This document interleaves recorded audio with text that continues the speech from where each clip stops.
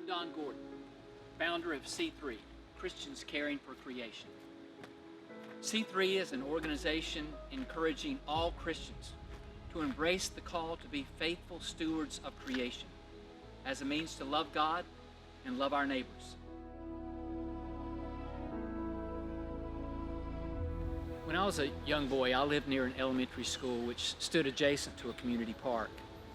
The park was something of a paradise for me, a personal Garden of Eden, where I could play my favorite sports with local friends.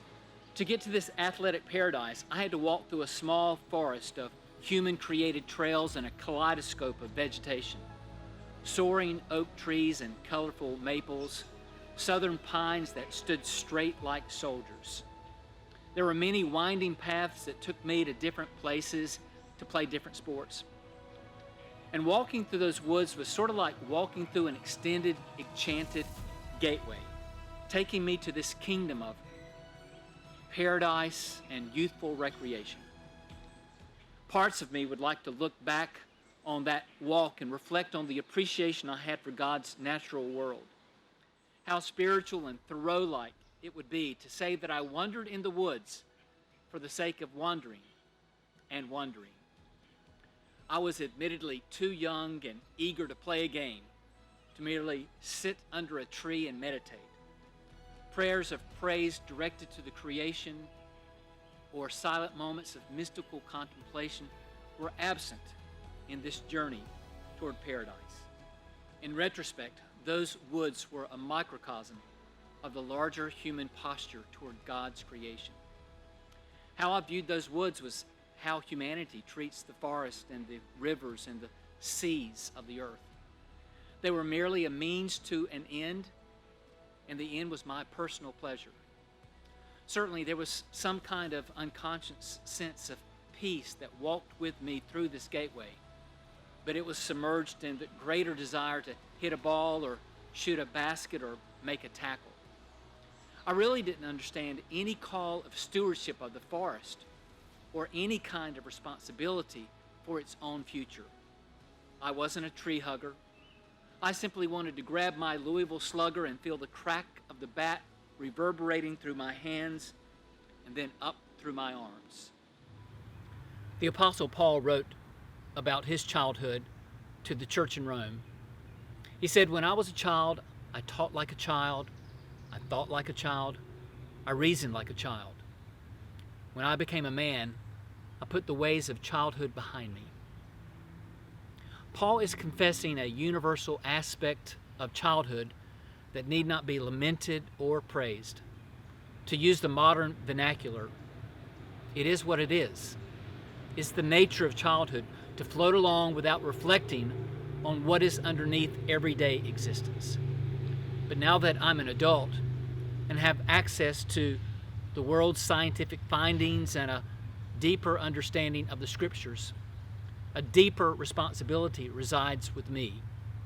Now I understand those woods leading to the park are part of the larger call on humanity and my life to care for creation, to care for others that are a part of this creation. It was a gift for me, regardless of my acknowledgement of that gift at the time. But it was and is also a responsibility that I have just as my children were a responsibility when they were under my roof years ago. What do I know now I didn't know as a child? I know this: the escalating global industrialization and human population of the world has put an increased strain on the earth. There's a growing awareness that the changing climate, driven by CO2 emissions, is and will have a harmful impact on the ecological and economic infrastructure of the world. I know this: the world's most vulnerable will be the first and most impacted by climate change. The poor don't have a means to move when disaster strikes. When all of these things happen in the world, they will be in the eye of the storm. I know this: The Western Church is losing an entire generation of young people who have written the church off because of its unwillingness or timidity in facing the great existential challenges of our day. This generation is truly concerned that the world they are inheriting will not sustain them and their children. I know this. No other religious group currently has more potential to affect change for the good than the Christian community, which comprises 31% of the 7.3 billion people in the world.